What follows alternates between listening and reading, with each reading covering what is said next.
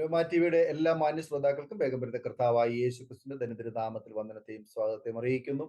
അനുഗ്രഹീതവും മനോഹരമായ നല്ല നിമിഷങ്ങൾക്കായി നല്ല ദിവസത്തിനായി ഞാൻ കർത്താവിന് സ്തോത്രം ചെയ്യുന്നു. ഇന്ന് നമ്മൾ ക്ഷണം സ്വീകരിച്ച് നമ്മോടൊപ്പം ജോയിൻ ചെയ്തിരിക്കുന്നത് സിസ്റ്റർ സാറാമ സിസ്റ്റർ ആണ്. തന്റെ ജീവിതാനുഭവങ്ങൾ നമുക്ക് അവർക്ക് ശ്രദ്ധയോട് പ്രാർത്ഥനയോട് സ്കിപ്പ് ചെയ്ത് അവസാനം വരെ കാണുകയും കേൾക്കുകയും ചെയ്യാം. അതുപോലെ തന്നെ നിങ്ങളുടെ വലിയ അഭിപ്രായങ്ങളും നിർദ്ദേശങ്ങളും കമന്റ് ബോക്സിൽ രേഖപ്പെടുത്താൻ മറക്കരുത്. നിങ്ങൾക്കൊരു പ്രാർത്ഥനാ വിഷയമുണ്ടെങ്കിൽ സ്ക്രീൻ കാണുന്ന വാട്സ്ആപ്പ് നമ്പർ ഞങ്ങളെ അറിയിച്ചാൽ ഞങ്ങൾ നിങ്ങൾക്ക് വിശേഷം പ്രാർത്ഥിക്കുന്നു. മാത്രമല്ല എല്ലാ തിങ്കളാഴ്ച രാത്രി 9 മണി മുതൽ സാക്ഷി പറഞ്ഞ പ്രിയപ്പെട്ടവരോടൊപ്പം നിങ്ങൾക്കും പ്രാർത്ഥനയിൽ പങ്കാളിത്തം വഹിക്കാവുന്നതാണ്. കർത്താവ് നമ്മെ സഹായിക്കട്ടെ. നാം എല്ലാവരും ശ്രദ്ധയോട് പ്രാർത്ഥനയായിരിക്കുമ്പോൾ സിസ്റ്റർ സാറാമ സിസ്റ്ററിനെ തികഞ്ഞ സ്നേഹത്തോടും ആദരവോടും കൂടി അരോമ ടിവി പ്രേക്ഷകർക്ക് സമയം ചെലവഴിക്കുന്നതിനായിട്ട് ഞാൻ ക്ഷണിച്ചോളൂ.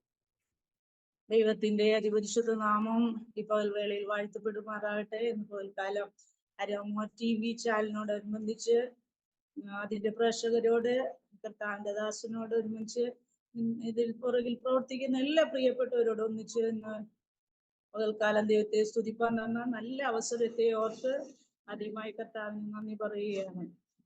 ഞാനൊരു പെന്തക്കോസ് വിശ്വാസ കുടുംബത്തിൽ മാതാപിതാക്കളാൽ ജനിച്ചു വളർത്തപ്പെട്ടു. എൻ്റെ പേരൻസിന് ഞങ്ങൾ 11 മക്കളാണുള്ളത്.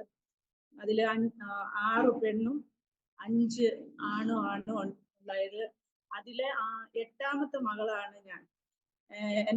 എൻ്റെ അപ്പച്ചൻ ഒരു സുവിശേഷകൻ, തൃശ്ശൂർ അറിയപ്പെടുന്ന ഒരു സുവിശേഷകനാണ്. അപ്പച്ചനെ സംബന്ധിച്ച് അന്നത്തെ സമയത്തെല്ലാം ചെറിയൊരു ജോലി ഉണ്ടായിരുന്നു. ജോലി എന്ന് പറഞ്ഞു കഴിഞ്ഞാൽ കോൺട്രാക്ടർ വർക്ക് എടുത്ത് ചെയ്യുന്ന ഒരു പരിപാടിയായിരുന്നു. അങ്ങനെ അപ്പച്ചൻ ആ സമയത്തും സുവിശേഷം മറ്റുള്ളവരോട് പറയുകയും ഞങ്ങളുടെ കുടുംബത്തിനേക്കാളും മറ്റുള്ളവരെ കയ്യിലുള്ളതെല്ലാം എടുത്ത് സഹായിക്കുകയും സഹകരിക്കുകയും ചെയ്യുന്ന ഒരു നല്ലൊരു സ്വഭാവം എൻ്റെ അപ്പച്ചനുണ്ടായിരുന്നു. അങ്ങനെ കാലഘട്ടങ്ങൾ കടന്നുപോയി. ആ സമയത്തെല്ലാം എനിക്ക് തന്നെ ഇപ്പോൾ ഇത്ര പ്രായമുണ്ട്, 49 വയസ്സ് കഴിഞ്ഞു. അതിനു മുന്നേ ഉള്ള കാലഘട്ടങ്ങളെല്ലാം വളരെ കഷ്ടപ്പെട്ടാണ് ഞങ്ങളുടെ കുടുംബം പോയിക്കൊണ്ടിരുന്നത്. വലിയൊരു ഫാമിലി ആയതുകൊണ്ടും അപ്പച്ചൻ ഇങ്ങനെ കിട്ടുന്നതെല്ലാം സുവിശേഷ വേലയ്ക്കും എല്ലാം കൊടുത്ത് അങ്ങനെ ഇരിക്കുന്ന സമയത്ത്, പൂർണ്ണമായൊരു സമയത്ത് സുവിശേഷ വേലയിൽ ഇറങ്ങിയത് എൻ്റെ ജനനത്തോടനുബന്ധിച്ചായിരുന്നു. അങ്ങനെ ആ സമയത്തെല്ലാം അപ്പച്ചൻ ഇരുന്ന് പ്രാർത്ഥിക്കുകയും എല്ലാം ഞാൻ കാണുന്നുണ്ടായിരുന്നു. അന്നേരം എല്ലാം ദൈവം എന്നിൽ ഒരു പ്രാർത്ഥനാ ജീവിതം എന്നിൽ ഉടലെടുത്തിരുന്നു. 3 വയസ്സ് മുതൽ എൻ്റെ അമ്മയും പറയുന്നുണ്ട്, എൻ്റെ സഹോദരങ്ങളെല്ലാം പറയുന്നുണ്ട്, 3 വയസ്സ് മുതൽ പ്രാർത്ഥിക്കുന്ന ഒരു സ്വഭാവം എനിക്ക് ഉണ്ടായിരുന്നു. അന്ന് അതിനത്രയൊന്നും ഗൗരവം കൊടുത്തില്ല. നമ്മൾ പെന്തിക്കോസിൽ ജനിച്ചതും ആയതുകൊണ്ട് ഇത്രയൊന്നും ഗൗരവം എന്താണ് അതിന്റെ പ്രാർത്ഥനയുടെയോ അതിന്റെ മാധുര്യം ഒന്നും അറിയില്ല. അപ്പച്ചനെ അന്വേഷിച്ച് എന്നും ഒരു ദൈവദാസം വരുമ്പോ ഞാൻ ഇരുന്ന് പ്രാർത്ഥിക്കുന്നത് കാണുമായിരുന്നു. അങ്ങനെ പ്രാർത്ഥിക്കുന്നത് കാണുമ്പോൾ ആ ദൈവദാസന് എനിക്ക് ഒരു ഉടുപ്പ്, അന്ന് കാലത്തൊക്കെ ഒരു ഉടുപ്പ് കിട്ടുക എന്ന് പറഞ്ഞ വസ്ത്രത്തിന് പന്നം, ഭക്ഷണത്തിന് പന്നം, അങ്ങനെ സുവിശേഷപരമായ ഒരു വീട്, അങ്ങനെയുള്ള സമയത്ത് എനിക്ക് ഒരു ഉടുപ്പൊക്കെ കൊണ്ട് തരുമായിരുന്നു. വലിയ കാര്യമായിട്ട് തന്നെ അപ്പച്ചൻ മരിക്കുന്നത് വരെ തന്നെ ഞങ്ങളുടെ ഫാമിലിയൊക്കെ നല്ല ഒരു ചുങ്കൻ ഡേവിസ് പാസ്റ്റർ പപ്പ എന്നൊക്കെ പറയും. തൃശ്ശൂർ അറിയപ്പെടുന്ന ഒരു ദൈവദാസൻ തന്നെയുമല്ല അത്ര അങ്ങ് കാര്യമായിട്ട് ഞാൻ ദൈവത്തിലേക്ക് അങ്ങ് പ്രാർത്ഥിച്ചൊരു സിമ്പിളായിട്ട് ഇങ്ങനെ പോകുന്ന ഒരു അവസ്ഥയായിരുന്നു. കാലഘട്ടങ്ങൾ ഇങ്ങനെ കഴിഞ്ഞു. അപ്പച്ചൻ പല സ്ഥലത്ത് പല സഭകൾ സ്ഥാപിക്കാനിടയായി. പലരെയും ദൈവഭാഗത്തേക്ക് കൊണ്ടുവന്നു. അനേക ദൈവമക്കളെ ഇതിലേക്ക് ആദായപ്പെടുത്തി സ്നാനം കൊടുക്കുക, മറ്റുള്ളവരിൽ കൂടെ സ്നാനം കൊടുക്കുക, മറ്റ് സഭകളിലേക്ക് പോവുക. പട്ടായി, പൂമല, അതായത് ഞങ്ങളുടെ തൃശ്ശൂർ പ്രാന്തപ്രദേശങ്ങളാണ് ഞങ്ങൾ പറയുന്നത്. പൂമല, അതുപോലെ പുല്ലങ്കണ്ടം, കട്ടിലപ്പൂവം, അങ്ങനെയുള്ള സ്ഥലങ്ങളെല്ലാം പോയി സുവിശേഷം പറയാം, നടന്നു സുവിശേഷം പറയും. പല സ്ഥലങ്ങളിൽ ഞാനൊരു 8ാം ക്ലാസ്സിലൊക്കെ പഠിക്കുന്ന സമയത്ത് എൻ്റെ ഒരു ചേച്ചി, എൻ്റെ ഇളയ 2 സഹോദരങ്ങള്, ഒരു സഹോദരനാണ് എൻ്റെ ഇളയതുള്ളത്, ഒരു സഹോദരി. അങ്ങനെ ഞങ്ങളെ വിളിച്ചുകൊണ്ട് പോയി അപ്പച്ചൻ ഈ കവലകള്, മുക്കില്, മൂലകളിലെല്ലാം നിർത്തി പരസ്യയോഗം നടത്തുന്ന ഒരു സ്വഭാവം ഉണ്ടായിരുന്നു. അപ്പച്ചന് ഞങ്ങൾ പെൺമക്കളാണെന്നോ അങ്ങനെയൊന്നുള്ള ഒരു ഇതൊന്നുമില്ല. ഞങ്ങൾ അവിടെ നിൽക്കണം, അപ്പച്ചൻ പ്രസംഗിക്കും, ഞങ്ങൾ പാട്ട് പാടണം. ഞങ്ങൾ അന്ന് നന്നായി പാടുമായിരുന്നു. ഞാനും എൻ്റെ നേരെ മൂത്ത ചേച്ചിമാരെല്ലാം പാടും, നന്നായി പാടും. അങ്ങനെ ആ കവലയിൽ നിന്ന് അതിമനോഹരമായി ഞങ്ങൾ പാടുന്നത് കേൾക്കുമ്പോൾ എല്ലാ യുവജനങ്ങളും ഇങ്ങ് വരും.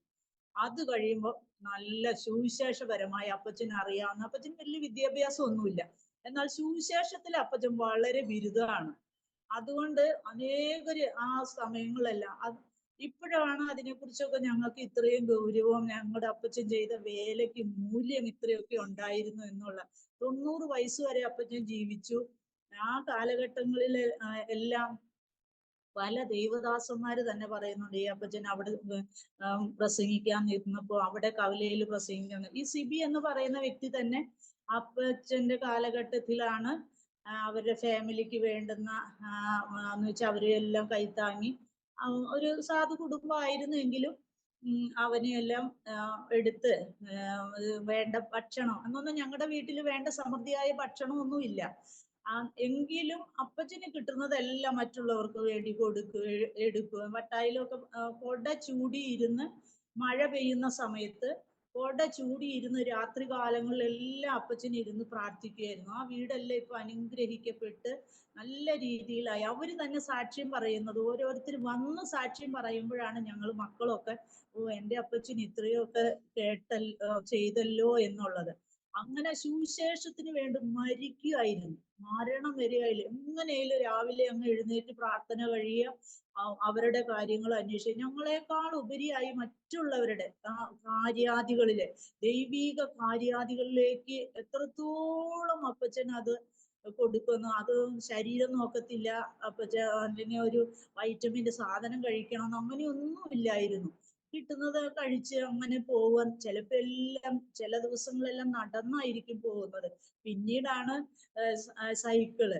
ഒരു 70 വയസ്സായപ്പോഴാണ് ഒരു ആക്റ്റീവ് എന്നെ കിട്ടിയത്. ആരോ ഒരു ഓഫർ കൊടുത്ത് അങ്ങനെ കുറച്ച് പൈസ, എനിക്ക് നല്ല ഓർമ്മയുണ്ട്, കൊടുത്തൊക്കെ വാങ്ങിച്ചിരിക്കുന്നത്. ആ അങ്ങനെ വണ്ടി വേണോന്നോ അല്ലെങ്കിൽ സൈക്കിൾ വേണോന്നോ അങ്ങനെയൊന്നുമില്ല. നടത്താണെങ്കിൽ അങ്ങനെ നടന്ന് അങ്ങ് പോകും. ഈ കവലകളിൽ പ്രസംഗിക്കുക, പോവുക. അതിനുശേഷം പല സഭകളൊക്കെ രൂപീകരിച്ചു. IPCയുടെ അവിടെ കുറെ ആളുകളെ സംഘടിപ്പിച്ചു. അത് കഴിഞ്ഞ് ലാസ്റ്റ് അത് IPCക്ക് വേണമെന്ന് പറഞ്ഞപ്പോൾ ഒരു മടിയും കൂടാതെ അത് IPCക്ക് തന്നെ വിട്ടുകൊടുത്തു. പിന്നെ അവിടെ വേറെ വിഷയങ്ങളോ അങ്ങനെ തർക്കവാദത്തിനൊന്നും പോകത്തില്ല. എൻ്റെ അപ്പച്ചന്റെ പേര് പറഞ്ഞാലും അറിയാം. പാസ്റ്റർ ഈശായി എന്നാണ് എൻ്റെ അപ്പച്ചന്റെ പേര് പറയുന്നത്. തൃശ്ശൂര് ഏറെക്കുറെ അറിയാവുന്ന ഒരു അപ്പച്ചനാണ്. അത് കഴിഞ്ഞ് ഷാരോനില് അപ്പച്ചൻ അവരോട് ബന്ധപ്പെട്ട് നിന്നു. അങ്ങനെ ഷാരോൻകാർക്കും 4 സെന്റ് സ്ഥലവും ഒരു സഭയും കൂടെ കൊടുക്കാൻ ഇടയായി. അവിടെയും ആത്മാക്കളെ നേടി. ആ പരിസര പ്രദേശത്തെല്ലാം സുവിശേഷം പറയും, മറ്റുള്ളവരെ ക്രിസ്തുവിലേക്ക് ആദായപ്പെടുത്തും. 21 ദിവസം, 7 ദിവസം, 3 ദിവസം, 5 ദിവസം ഒക്കെ ഇരുന്ന് ഉപവസിക്കും. അങ്ങനെ ഇതെല്ലായി. അത് കഴിഞ്ഞ് ഞങ്ങൾ ഉപവാസ പ്രാർത്ഥനകൾക്കൊക്കെ പോയി അങ്ങനെ വരുമ്പോ ഈ അഭിഷേകത്തിന് വേണ്ടി കാത്തിരിക്കുന്ന ഒരു സമയം ഉണ്ടായിരുന്നു. ആ 3 ദിവസം ഉപവസിച്ച് പ്രാർത്ഥിച്ചു കഴിഞ്ഞ സമയത്ത് എല്ലാവർക്കും അഭിഷേകം കിട്ടി. എനിക്ക് അഭിഷേകം കിട്ടിയില്ല. അപ്പൊ അപ്പച്ചൻ പറഞ്ഞു, നീ പ്രാർത്ഥിക്കാതെ ആയിരിക്കും. എല്ലാ ദൈവദാസന്മാരുടെ മക്കൾക്കും കിട്ടിയപ്പോ അത് എനിക്കും വിഷമം ഉണ്ടായിരുന്നു, അപ്പച്ചനും അതിലേറെ വിഷമം. എല്ലാവരും ഇരുന്നിട്ട് എനിക്ക് കിട്ടിയില്ലെന്ന്. പക്ഷെ എനിക്കൊരു വലിയൊരു ശക്തി അന്ന് ദൈവം എനിക്ക് തന്നു. എനിക്ക് പിടിച്ചു നിർത്താൻ കഴിയാത്ത വിധത്തിലുള്ള ഒരു അഭിഷേകം എൻ്റെ മേൽ ദൈവം അന്ന് പകർന്നതാണ്. അന്ന് ഞാൻ 7ാം ക്ലാസ്സിലാണ് പഠിക്കുന്നത്. അതിനുശേഷം ഇങ്ങനെ ഓരോ ആവശ്യങ്ങൾക്ക് പ്രാർത്ഥിക്കും, അല്ലാതെ ഹൃദയം അങ്ങ് ദൈവസന്നിധിയിൽ പകർന്ന് അങ്ങനെ ഒരു പ്രാർത്ഥനാ ജീവിതം ഇല്ല. എന്ന് വെച്ചാൽ അപ്പച്ചനും അമ്മച്ചും ഇത് ആണല്ലോ പ്രാർത്ഥിക്കുന്നു, അപ്പൊ ഞാൻ അതിലിങ്ങനെ ആവുന്നു.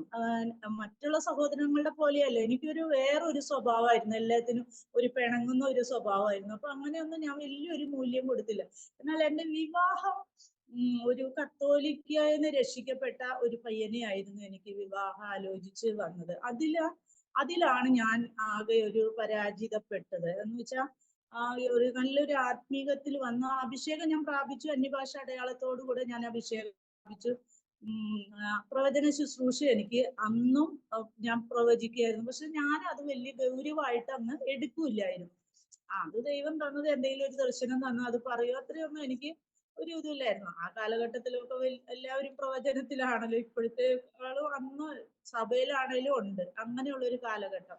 അങ്ങനെ ഈ വിവാഹം കഴിഞ്ഞപ്പം ചെറിയൊരു താളപ്പിഴകൾ വരാം. വേറെ ഒന്നുമല്ല, ആത്മീകമായിട്ട് അത്ര ഒരു ആക്റ്റീവ് അല്ല എൻ്റെ പ്രിയപ്പെട്ടവനായിരുന്നു. എന്നാൽ അവര് ഒത്തിരി ഓഫറൊക്കെ, വേറൊരു ദൈവദാസനാണ് എൻ്റെ വിവാഹത്തിന് വേണ്ടി ഇടങ്ങുന്നത്. അങ്ങനെ ഒത്തിരി ഓഫറൊക്കെ പറഞ്ഞു. അരേക്കർ സ്ഥലം, ഒരു കട, വീട്, ഇതൊക്കെ പറഞ്ഞ് ഞാൻ അങ്ങ് വലിയ പ്രതീക്ഷയിൽ ചെന്നപ്പോൾ അവിടെ ഇതൊന്നും കണ്ടില്ല.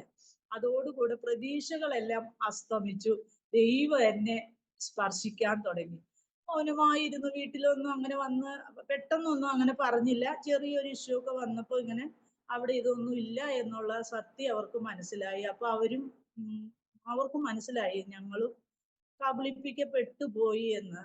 അവരും നല്ലൊരു വലിയൊരു ഫാമിലി ആണെങ്കിലും അവരില് 2 കുടുംബം മാത്രമേ, അവര് 8 ആണുങ്ങളുള്ളതിൽ 2 കുടുംബം മാത്രമേ രക്ഷിക്കപ്പെട്ട് സ്നാനപ്പെട്ട് ദൈവഭാഗത്തേക്ക് വന്നുള്ളൂ. അതിലെ ഒരു ഫാമിലിയാണ് ഞങ്ങളുടെ കല്യാണം നടത്താനായിട്ട് മുൻകൈ എടുത്തത്. അപ്പൊ അതിൽ ഞങ്ങൾക്കൊരു ചെറിയ, എനിക്കൊരു ഭാരമൊക്കെ ഉണ്ടായിരുന്നു. അങ്ങനെ കാലങ്ങൾ ഇങ്ങനെ കടന്നുപോയി. പിന്നെ ഞങ്ങൾക്ക് വസ്തുവില്ല, വീടില്ലാതെ വന്നു, അങ്ങനെയുള്ള അലച്ചിലെല്ലാം വന്നു. ഇതിന്റെ എല്ലാം വളരെ, എന്ന് വെച്ചാൽ ഞാൻ എത്രത്തോളം എൻ്റെ വീട്ടിൽ സന്തോഷിച്ചു അത്രത്തോളം ഞാൻ ദുഃഖിക്കാനിടയായി. ആരോടും പറയാനും പറ്റൂല. ഞാൻ കിടന്നിങ്ങനെ ഞെരുങ്ങുമായിരുന്നു. പക്ഷെ ഈ ഞെരുക്കമെല്ലാം ദൈവസന്നിധിയിൽ എന്നെ എങ്ങനെ കൊണ്ടുവരണമെന്ന ദൈവത്തിന് ഒരു പദ്ധതി ഉണ്ടായിരുന്നു. ആ പദ്ധതിക്ക് വേണ്ടി ദൈവം എന്നെ ഒരുക്കുമായിരുന്നു. അതെനിക്ക് മനസ്സിലാക്കാൻ ഞാൻ വൈകിപ്പോയി. അങ്ങനെ ഇരുന്ന് ഒത്തിരി നാള് കഴിഞ്ഞപ്പോ എന്റെ ചർച്ചിൽ വെച്ച് ഒരു ഫാസ്റ്റിംഗ് പ്രയർ നടക്കുമ്പോൾ എവിടുന്നോ കടന്നു വന്ന ഒരു ഫാമിലി, ആ ഫാമിലിയോട് ഞാൻ പരിശുദ്ധാത്മാവിൽ ചില കാര്യങ്ങൾ പറയാനിടയായി. അപ്പൊ ആ ഫാമിലിക്ക് അറിയാം ആ ഫാമിലിക്കാരെ അങ്ങനെ തന്നെ ആയിരുന്നു എന്ന്. പക്ഷെ അവരത് ഗവനിച്ചില്ല. കാലാന്തരത്തില് എനിക്ക് പ്രവചനം ഉണ്ടോ എന്നുള്ളൊരു ചോദ്യചിഹ്നം കൂടെ അവിടെ വന്നു. ഞാനിങ്ങനെ ഈ പ്രവചനത്തിന് ഞാൻ പറഞ്ഞല്ലോ വലിയ വില ഞാൻ കൊടുക്കുന്നില്ല. അങ്ങനെ ഇരുന്ന് ഞാൻ വീട്ടിൽ ഇരുന്നു പ്രാർത്ഥിക്കുകയായിരുന്നു. പിന്നെ എനിക്ക് പ്രാർത്ഥിക്കാനേ വിഷയമുള്ളൂ. എന്ന് വെച്ചാൽ എത്രത്തോളം ഞാൻ ഈ പ്രാർത്ഥന സിമ്പിൾ ആയിട്ട് കളഞ്ഞു അത്രത്തോളം ദൈവം എന്നെ എടുത്ത് ഉപയോഗിക്കുകയായിരുന്നു. പിന്നെ എൻ്റെ വിഷയങ്ങൾ വന്നപ്പം എനിക്ക് താങ്ങാൻ പറ്റാത്തതായി, പുറത്താരോടും പറയാൻ പറ്റാത്ത ഒരു, ആർക്കും എന്ന് വെച്ചാൽ അകത്ത് യുദ്ധം പുറത്ത് യുദ്ധം എന്നൊക്കെ ഞാൻ കേട്ടിട്ടേ ഉള്ളൂ. അതാണ് എൻ്റെ ജീവിതത്തിൽ. അവിടുന്ന് ഇവിടുന്നുമുള്ള ആ ഇതില് അന്നൊക്കെ ഞാനൊരു 20 വയസ്സിലാണ് എൻ്റെ കല്യാണം. ആ ഒരു 20, 22, 23, 24 വയസ്സാകുമ്പോഴത്തേനൊക്കെ കിടന്ന് ഞാൻ ഞെരുങ്ങുക കിടന്നുകൊണ്ട്. എനിക്കറിയത്തില്ല, എൻ്റെ ഒപ്പമുള്ള കുഞ്ഞുങ്ങളെല്ലാം നല്ല ഹാപ്പി ആയിട്ട് അവര് കുടുംബജീവിതത്തിലേക്ക് നയിക്കുന്നുള്ളൂ. ഞാനിത് നയിച്ചു കഴിഞ്ഞിട്ട് ആകെ തളർന്ന് എല്ലാം നഷ്ടപ്പെട്ട പോലെയുള്ള ഒരു അവസ്ഥ.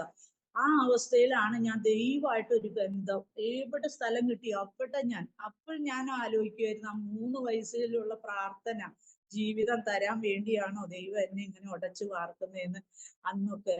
പിന്നെ എന്താണ് എൻ്റെ ജീവിതത്തിൽ ഇങ്ങനെ വന്നേന്നുള്ളൊരു ചോദ്യം ഞാൻ ചോദിക്കുകയായിരുന്നു. അങ്കിലും ദൈവം എല്ലാം, എന്താ പറയാ, പുറത്തെല്ലാം ഞങ്ങൾ നല്ല ഹാപ്പി, അകത്ത് വരുമ്പോ ഭയങ്കരമായ ഒരു വിഷയത്തിന്റെ ഇതിൽ കിടന്ന് മറിയും. ഇതെന്താണ്, എങ്ങനെയാണ് ഒരു തരത്തിൽ ഞങ്ങൾ ഒത്തുപോകാൻ കഴിയാത്ത ഒരു സ്ഥിതി വന്നു. പിന്നെ ഞാൻ കുറച്ച് നാൾ വീട്ടിൽ വന്നു നിന്നു. ആ വീട്ടിലെ സഹോദരങ്ങൾ എന്നെ വേണ്ട വിധത്തിലെല്ലാം ശുശ്രൂഷിച്ചു, കാര്യാദികളെല്ലാം നടത്തും. അപ്പോഴും ഒരു ചെറിയൊരു പിണക്കം പോലെ ദൈവത്തോട് എനിക്കുണ്ടായിരുന്നു. എൻ്റെ ദൈവം, എന്താണ് എൻ്റെ ജീവിതത്തിൽ ഇങ്ങനെ ഒരു സംഭവം ഉണ്ടായി എന്നുള്ളത്. പിന്നീട് കുറച്ച് കാലങ്ങൾ കഴിഞ്ഞു ഞങ്ങൾ ഒന്നിച്ച് താമസിച്ചു. ഞങ്ങൾക്ക് ദൈവം ഒരു ലോണൊക്കെ എടുത്ത് എൻ്റെ വീട്ടിൽ നിന്ന് തന്നെ ഒരു ഭവനമൊക്കെ പണിയാൻ ദൈവം ഇടയാക്കി. അങ്ങനെ ഭവനത്തിന്റെ ഞാൻ സിമ്പിളായിട്ട് പറയുന്നുണ്ടെങ്കിലും വളരെ വേദനയിൽ കൂടെ കടന്നുപോയ സമയങ്ങളാണ്. ഒരു വീടില്ല, ശരിക്കും ഒരു അഡ്രസ്സ് പോലും ഇല്ല, അങ്ങനെ എല്ലാ വിധത്തിലും. അതിൻ്റെ ഇടയിൽ 2 കുഞ്ഞുങ്ങളായി. അങ്ങനെ കുഞ്ഞുങ്ങളുടെ വീട്, പിന്നെ ഞങ്ങൾ ഡൽഹിയിൽ പോയി. അവിടെ എല്ലായിടത്തും ഞങ്ങൾ പരാജിതരാണ്. അകത്ത് ഇങ്ങനെ ഉമി നീറുന്ന പോലെയുള്ള, നീറ്റൽ പോലെയുള്ള ഓരോ അവസ്ഥകളും ഇങ്ങനെ കടന്നുപോയി. അപ്പൊ അവിടെ ഞാൻ ഇരുന്ന് പ്രാർത്ഥിക്കുമ്പോൾ ചർച്ചിലെ ഓരോ കാര്യാദികൾ ദൈവം എന്നെ കാണിക്കും. ഞാൻ അത് ആന്റി വരുമ്പോ പറയും. അപ്പൊ അറിയും, അയ്യോ അങ്ങനെയായിരുന്നോ, ഞങ്ങൾ ഇന്നലെ ആ അവസ്ഥയിലൊക്കെ ആയിരുന്നു. അപ്പൊ ഞാൻ പറഞ്ഞു, എനിക്ക് വരാൻ ഉള്ള സൗകര്യം എന്ന് പറഞ്ഞാൽ എന്നെ വിടില്ലായിരുന്നു, അതാണ് വിഷയം. ആയിരുന്നു എന്നൊക്കെ പറയുമ്പോൾ അങ്ങനെ ഒരു ചെറിയൊരു പ്രോത്സാഹനം അവിടെ നിന്നൊക്കെ അങ്ങനെ കിട്ടി. അപ്പോഴും ഞാൻ ഇതിന് കൂടുതലായിട്ട് വില കൊടുക്കുന്നില്ല. അങ്ങനെയായി പിന്നീട് കാലഘട്ടങ്ങളിൽ ഇങ്ങനെ കടന്നുപോയി. എൻ്റെ രണ്ടനിയത്തിമാര് അവര് ബൈബിൾ കോളേജെല്ലാം പഠിച്ച് പഠനം കഴിഞ്ഞ് ബൈബിൾ കോളേജ് പഠിച്ച് ഒരു പറഞ്ഞു സുവിശേഷ വേലയില് വിളിയും താല്പര്യവും ഉള്ളവരെ മാത്രമേ ഞങ്ങൾ കെട്ടുന്നുള്ളൂ, അല്ലാതെ ഒരു ഓഫർ പറഞ്ഞവരും ഞങ്ങൾക്ക് വേണ്ടാന്ന് എൻ്റെ രണ്ടനുജത്തിമാരും എൻ്റെ ഈ സംഭവത്തോടു കൂടെ പറയാനിടയായി. അങ്ങനെ അവർക്ക് അതുപോലെ തന്നെ വർഷങ്ങൾ കാത്തിരുന്ന് 24 വയസ്സൊക്കെ ഉള്ളപ്പോഴാണ് അനുജത്തിമാരുടെ കല്യാണം കഴിയുന്നത്. അതുപോലെ തന്നെ നല്ല ദേവദാസുമാരെ കിട്ടി. നല്ല രീതിയിൽ അവരുടെ വിളിയും തെരഞ്ഞെടുപ്പും ഒന്നും ഇല്ല എന്നൊക്കെ പറഞ്ഞ് ആ സമയത്ത് അവർക്ക് ഒന്നുമില്ലായിരുന്നു, കല്യാണം കഴിച്ചെങ്കിലും ദൈവം അവരെ മാന്യമായി ഇപ്പോഴും സുവിശേഷ വേലയിൽ അവരെ മാന്യമായിട്ട് തന്നെ നിലനിർത്തുന്നു. എനിക്ക് വസ്തു ഒന്നും ഇല്ലാത്ത സമയത്താണ് അപ്പച്ചൻ 4 സെന്റ് സ്ഥലം ഷാരോങ്കാർക്ക് എഴുതി കൊടുക്കുന്നത്. പക്ഷെ ദൈവകൃപയാൽ അത് എഴുതി കൊടുത്ത് അവിടെ ആലയം സ്റ്റാർട്ടായപ്പോ എങ്ങനെയാണെന്ന് അറിയില്ല, ദൈവം എനിക്ക് വഴി ഒരുക്കി തന്നു.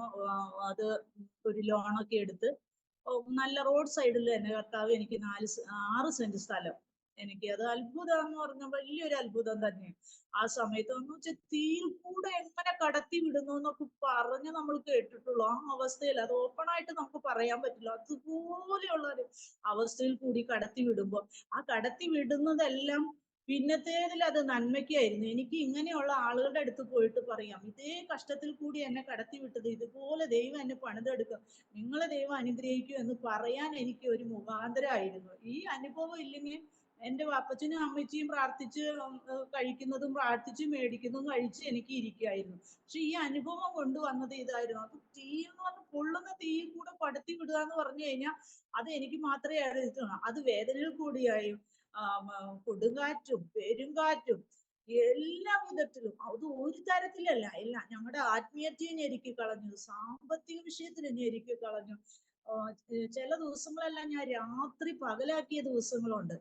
അത് പറഞ്ഞറിയിക്കാൻ നമുക്ക് പറ്റത്തില്ല ആരോടും. എന്നാൽ ഇപ്പൊ എന്റെ ശുശ്രൂഷയില് ഈ കാര്യാദികളെല്ലാം എടുത്ത് എന്നെ അയക്കുന്നിടത്തെല്ലാം ഇത് പറയുമ്പോൾ വലിയൊരു വിടുതല്, ആ ഒരു ആശ്വാസമാണ് ഇന്ന് എനിക്ക് ഒരു ആശ്വാസമായി മാറുന്നത്. നേരെ മറിച്ച് ലോകപരമായി നോക്കി എനിക്ക് ഒരു ആശ്വാസം കണ്ടെത്താൻ കഴിയില്ല. എൻ്റെ കുഞ്ഞുങ്ങളുടെ വിദ്യാഭ്യാസം എനിക്ക് നഷ്ടപ്പെട്ടു. എന്ന് വെച്ചാൽ കോളേജിൽ വെച്ച് കുഞ്ഞൊരു ഈ കൂട്ടുകാരുടെ ഇതിൽ ഇടപെട്ടിട്ട് അവന് തുടർന്ന് പഠിക്കാൻ പറ്റാത്ത ഒരു അവസ്ഥയിലായിരുന്നു. പക്ഷെ ആ അവസ്ഥയിൽ എന്നെ ശക്തമായിട്ട് ദൈവം എടുത്ത് ഉപയോഗിക്കുകയായിരുന്നു. ഇന്ന സ്ഥലത്ത് എന്ന് പറഞ്ഞ് ഓരോ ബോർഡൊക്കെ എനിക്ക് എഴുതി കാണിച്ചു തരുമായിരുന്നു, ഓരോ ഫോൺ നമ്പർ. ആ സമയത്ത് ചെല്ലുമ്പോൾ അവരുടെ വീട്ടിലെ കുഞ്ഞുങ്ങളെല്ലാം ഒന്നെങ്കിൽ റൂമിൽ അടയ്ക്കപ്പെട്ടിരിക്കുന്ന സമയം, അല്ലെങ്കിൽ ആ വീട്ടില് പണത്തിനൊന്നും കുറവില്ല, അവർക്ക് ഒന്നിനും കുറവില്ല. പക്ഷെ ഈ ഒരു മോളോ ഒരു മോനോ കാണുള്ളൂ. അവരൊന്നെങ്കിൽ 2ാം നിലയുടെ മുകളില് കതക് തുറക്കത്തില്ല, ആരുമായിട്ട് ഒരു സംഭാഷണത്തിനില്ല, ഒന്നിനും ഇല്ലാതെ ഒരു വിദ്യാഭ്യാസം ബന്ധിച്ച പോലെയുള്ള അവസ്ഥകളിൽ അങ്ങനെ 2 കുഞ്ഞുങ്ങളെ ദൈവം എനിക്ക് എൻ്റെ ഈ ഒരു 3, 4, 5 വർഷത്തിനുള്ളിൽ അങ്ങനെ വിടിവിക്കാനായിട്ട് ദൈവം എന്നെ സഹായിച്ചു. അപ്പോഴെല്ലാം ഞാൻ ആലോചിക്കും, ഈ കഷ്ടത്തിൽ കൂടി ദൈവം എന്നെ കടത്തി വിട്ടത് ഇതിനായിരിക്കും. അല്ല എങ്കിൽ എന്താണ് എൻ്റെ ജീവിതത്തിൽ? ഇങ്ങനെ ഞാൻ എപ്പോഴും ദൈവത്തോട് ചോദിച്ചുകൊണ്ടിരിക്കുന്ന ഒരു ചോദ്യം. ഇപ്പോഴും കഷ്ടം എല്ലാം മാറി എന്നല്ല, ഈ കഷ്ടത്തിൽ കൂടി നടക്കുമ്പോഴും ദൈവം എനിക്കൊരു സന്തോഷം തരുന്നുണ്ട്. ഇതിന്റെ പുറകിൽ വലിയൊരു ഉദ്ദേശമുണ്ട് എന്നാണ് ഞാൻ ചിന്തിക്കുന്നത്. അതുവരെ എനിക്കത് പിടിച്ചു നിൽക്കും, ആരാലും ഒരു ആശ്വാസം ഇല്ല. ഇനിയിപ്പോ സഹോദരങ്ങൾ എത്ര തന്നെ ആശ്വസിപ്പിച്ചാലും ഇല്ല. അപ്പച്ചനും അമ്മച്ചിയൊക്കെ, അപ്പച്ചൻ ഒരു 5 വർഷത്തിന് മുന്നേ അപ്പച്ചൻ മരിച്ചു, ഒരു 2-3 വർഷത്തിന് മുന്നേ അമ്മച്ചിയും മരിച്ചുപോയി. അങ്ങനെ അവരിൽ നിന്നും ഒരു ആശ്വാസം എനിക്ക് ലഭിക്കാന്ന് പറയാൻ അങ്ങനെയില്ല. അതിനുശേഷം എനിക്ക് നല്ലൊരു ജോലിയും കിട്ടി. അതായത് സെൻട്രൽ ഗവൺമെന്റിന് ഇങ്ങനെ ടെമ്പററി വെയിറ്റിംഗില് പിയൂൺ പോസ്റ്റ് ആയിട്ട് എനിക്ക് കിട്ടിയായിരുന്നു. അതിന് നമുക്കത് മാറ്റാൻ പറ്റൂല, അവര് തന്നെ അത് പോസ്റ്റ് ചെയ്താൽ നമുക്ക് ജീവകാലം മുഴുവൻ നമുക്ക് നമ്മുടെ റിട്ടയർഡിന്റെ ആ സമയം വരെ നമുക്ക് ചെയ്യായിരുന്നു. പക്ഷെ ജോലിക്കൊക്കെ പോകുമ്പോൾ ഞാൻ വളരെ സന്തോഷവതിയാണ്. ജോലി കഴിഞ്ഞ് അകത്ത് വരുമ്പോൾ ഈ വീട്ടിലെ ഉള്ളതായ പ്രശ്നങ്ങളും എല്ലാം കൂടി എന്നെ എടുത്തിട്ട് കുടയുന്ന പോലെയുള്ള ഒരു അവസ്ഥ എനിക്ക് ഞാൻ പ്രാർത്ഥിച്ച് ഇച്ചിരി നീങ്ങുന്നു അല്ലാതെ വീട്ടിൽ ഒരു ഇതും ഇല്ലാത്ത ഒരു അവസ്ഥയായിരുന്നു. ഒരു സമാധാനം എന്ന് പറയുന്നത്, നമ്മൾ സമാധാനം അനുഭവിച്ച ഒരു വ്യക്തി ആയതുകൊണ്ട് ഈ സമാധാനം ഇല്ല എന്നൊക്കെ പറയുമ്പോൾ നമുക്ക് ഭയങ്കര ഒരു വിഷമാണ്. ഞാൻ ഒരുങ്ങി പോകുന്ന കണ്ട ആരും ഇത്രയും ദുരിതം അനുഭവിക്കുന്ന ഒരു വീട്ടില് കൊച്ചാന്ന് പറയത്തുമില്ല. അവരോടൊക്കെ ഞാൻ വളരെ കൂളായിട്ട് സംസാരിക്കും, പറയുകയും ചെയ്തു. ഈ ജോലിയുടെ ബന്ധത്തില് നല്ലൊരു ശ്രദ്ധ വേണം. എന്ന് വെച്ചാൽ ഏത് ഫയലാ, എവിടെയാ, എന്താ, ഏതാ ഇരിക്കുന്നത് എന്നെല്ലാം അവിടെയെല്ലാം ഞാൻ നല്ല ശ്രദ്ധിക്കുകയൊക്കെ ചെയ്യും. അപ്പൊ എല്ലാം ഞാനിങ്ങനെ ഓരോരുത്തരും അവിടുന്ന് കട്ടളപ്പവും പുല്ലങ്കണ്ടം, ചേറൂര്, ആറ്റാമ്പുറം, താണിക്കുടം അങ്ങനെയുള്ള സ്ഥലങ്ങളിലെല്ലാം വന്നിട്ട് എന്നോട് ചോദിക്കുക, ഇന്ന പാസ്റ്റർ അപ്പച്ചന്റെ മോളല്ലേ? ആ അതെ മോള് തന്നെ. അയ്യോ, ആ അപ്പച്ചനാണ് ഞങ്ങളെ മാനസാന്തരത്തിലേക്ക് നയിച്ചത്, ഞങ്ങളോട് സുവിശേഷം പറഞ്ഞത്, ഞങ്ങളുടെ നാട്ടില് സഭ വന്നത് ആ ഇന്ന ദൈവദാസം കാരണമാണെന്ന് പറഞ്ഞു. അതൊക്കെ കേൾക്കുമ്പോ എന്റെ ഉള്ളിൽ കിടന്നിങ്ങനെ ഒരു വാള് പോലെ, എന്റെ ദൈവമേ, ഞാൻ ഇത്രയും ഇതൊക്കെ ഉണ്ടായിരുന്നോ എന്റെ അപ്പച്ചന് എന്നുള്ള ഒരു ചോദ്യം എന്റെ മുമ്പില് ഇങ്ങനെ നിൽക്കുമായിരുന്നു. അങ്ങനെ ഇരിക്കുമ്പോ ദൈവാത്മാവ് എന്നോട് സംസാരിക്കുകയാണ്, നീ ജോലി വിടണം. ഞാൻ പറയും, ഈ ഉള്ള ജോലി വിട്ടു കഴിഞ്ഞാൽ പിന്നെ ഞങ്ങൾ എന്ത് ചെയ്യും? ഇതുകൊണ്ടാണ് കാര്യാദികളൊക്കെ നടക്കണം. എങ്ങനെ നാല് വഴിക്ക് വന്നാലും കാര്യാദികളൊന്നും നടക്കുന്നില്ലല്ലോ, പിന്നെ ഇത് എന്ത് ചെയ്യും? ഇല്ല, നീ പൂർണ്ണമായി നീ ജോലി ഉപേക്ഷിക്കുക, നീ എന്റെ കാര്യം നോക്കുക, നിന്റെ കാര്യം ഞാൻ നോക്കും. ഇത് തന്നെ എന്നോട് സംസാരിച്ചുകൊണ്ടിരിക്കുക. നീ എന്റെ കാര്യം നോക്കുക, നിന്റെ കാര്യം ഞാൻ നോക്കാം. ഞാനും ഓർത്ത് ടെമ്പററി ആയാലും എനിക്ക് വലിയ കുഴപ്പമില്ല. എനിക്ക് മീറ്റിങ്ങുകൾക്കൊക്കെ പോകാനും എടുക്കാനും എല്ലാത്തിനും ഉള്ള കാര്യാദികളിലേക്ക് ആരെയും ആശ്രയിക്കേണ്ട. വീട്ടിലും അത്യാവശ്യം ആരെങ്കിലും ഒക്കെ വന്നാലും ചർച്ചിലേക്ക് വേണ്ടുന്ന എല്ലാം ഒരു ചെറിയൊരു ഇത് കിട്ടുന്നുണ്ടല്ലോ. അങ്ങനെ ഒരു രക്ഷയില്ല. വീണ്ടും പ്രശ്നങ്ങൾ കൂടുമല്ലാതെ കുറയുന്നില്ല. പിന്നെ ഞാൻ അവിടെ നിന്ന് വന്ന് 4:30 ആകുമ്പോൾ വീണ്ടും ഞാൻ ഒന്നും നോക്കൂല, വന്ന് ഞാൻ വീണ്ടും മുട്ടുമടക്കും, കർത്താവ് ഇത് എന്ത് ചെയ്യും, ഇതിനൊരു പരിഹാരം എന്താ? പുറത്തിറങ്ങിയ ഞാൻ ആരോട് പറയും, എന്ത് പറയും? ആർക്കും എന്റെ വിഷമം മനസ്സിലാവണില്ലല്ലോ എന്നൊക്കെ പറഞ്ഞ് ഇങ്ങനെ എനിക്ക് ഭയങ്കര ഒരു നിരാശ പോലെ എന്റെ ജീവിതത്തിൽ വന്നു. ആ സമയത്തും ദൈവാത്മാവ് പറഞ്ഞു, നീ തെക്കേ നാട്ടിലേക്ക് പോവാൻ പറഞ്ഞു. തെക്കേ നാടെന്ന് പറഞ്ഞാൽ എന്തുവാ? തെക്കേ നാടെന്ന് പറഞ്ഞാൽ ഇവിടെ നിന്ന് നമ്മള് തൃശ്ശൂർ എന്നൊക്കെ പറഞ്ഞ് ട്രിവാൻഡ്രത്താണ്. അപ്പൊ ട്രിവാൻഡ്രത്ത് ആരോ ഉള്ളത്? ട്രിവാൻഡ്രത്ത് അച്ചായന്റെ ഒരു ചേട്ടന്റെ ഫാമിലി ഉണ്ട്. നല്ല ആ ചേട്ടനും ഫാമിലി നല്ലൊരു മനുഷ്യർ. ആ ചേട്ടത്തിയമ്മയുടെ മൂളിന്ന് പറയും, റോഷ എന്നാണ് വിളിക്കുന്നത്. നല്ലൊരു സ്വഭാവം, നല്ലൊരു ദൈവസ്നേഹമുള്ള ഒരു സ്ത്രീ. അപ്പം ചേച്ചി ഇവിടെ ഇങ്ങനെ മീറ്റിംഗ് ഒക്കെ വെച്ചുകൊണ്ടിരിക്കുന്നു, ഉപവാസ പ്രാർത്ഥന വെച്ചുകൊണ്ടിരിക്കുന്നു. അപ്പൊ എന്റെ അടുത്ത് പറയും, നീ 2-3 ദിവസമൊക്കെ ആ ജോലിയൊക്കെ കളഞ്ഞിട്ട് നീ ഇവിടെ വന്നിരുന്ന് പ്രാർത്ഥിക്കും, നിങ്ങളുടെ എല്ലാ വിഷയത്തിനും ദൈവം പരിഹാരം തരും, നിന്റെ അപ്പച്ചനും അങ്ങനെയല്ലേ പറയുന്നേന്ന് പറഞ്ഞു. അപ്പൊ ഞാൻ വേണ്ട, അങ്ങനെ ഉപവാസത്തോടൊക്കെ മടുപ്പാ, എനിക്ക് മടിയാണ്. പിന്നെ ഇല്ല. പിന്നെ എനിക്ക് അവിടുന്ന് തന്നെ പൊട്ട് കിട്ടാൻ തുടങ്ങിയപ്പോ ഞാൻ എന്റെ ദൈവമേ എന്താന്ന് അറിയില്ല, എന്നാലും ഒരാഴ്ചത്തെ ലീവ് എടുത്തിട്ട് ഞാൻ പോകാം എന്നുള്ള ഇതില് ഇവിടെ വന്നു. അപ്പൊ ഇവിടെ വരുമ്പോഴും അവരങ്ങ് പ്രാർത്ഥിച്ച് അങ്ങ് പോകും. അപ്പൊ ഞാൻ പറഞ്ഞു, ഞാൻ ഇവിടെ നിന്നോളാം, വേറെ അവിടെ നിൽക്കുന്നില്ല, ഇവിടെ നിൽക്കണം. അങ്ങനെ ഞാൻ ഒരു പ്രാർത്ഥനാ ജീവിതം അങ്ങ് എന്റെ ഉള്ളിലേക്ക് അങ്ങ് വന്നു. വീണ്ടും പ്രാർത്ഥിക്കുക, അപ്പൊ തെക്കേ നാട്ടിലേക്ക് പോവാം. അപ്പൊ എനിക്ക് ഇവിടുത്തെ കാര്യാദികളോ ഇവിടുത്തെ വഴികളോ അങ്ങനെ ഒന്നും അറിയില്ല. അത് ഇന്നും അറിയില്ല, അന്നും അറിയില്ല. പിന്നെ ഓരോ സ്ഥലത്തേക്ക് പോകുന്നു എന്ന് മാത്രം. ഞാൻ അങ്ങനെ പുറത്തേക്ക് തന്നെയൊന്നും പോയിട്ടില്ല. അച്ഛന്റെ കൂടെ പോയി വന്നു, അങ്ങനെയുള്ള കാര്യാദികളേ ഉള്ളൂ.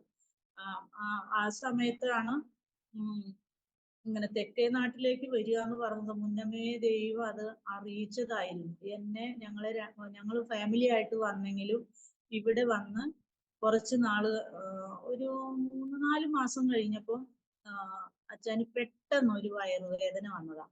വയറുവേദന വന്ന് ഈ ട്രിവാൻഡ്രത്ത് വന്ന് നോക്കിയപ്പോ അവരൊറ്റ നോട്ടത്തിൽ തന്നെ പറഞ്ഞു. അതിനു മുന്നേ ഒരു വയറുവേദന വരുന്നു എന്ന് പറയുമായിരുന്നു.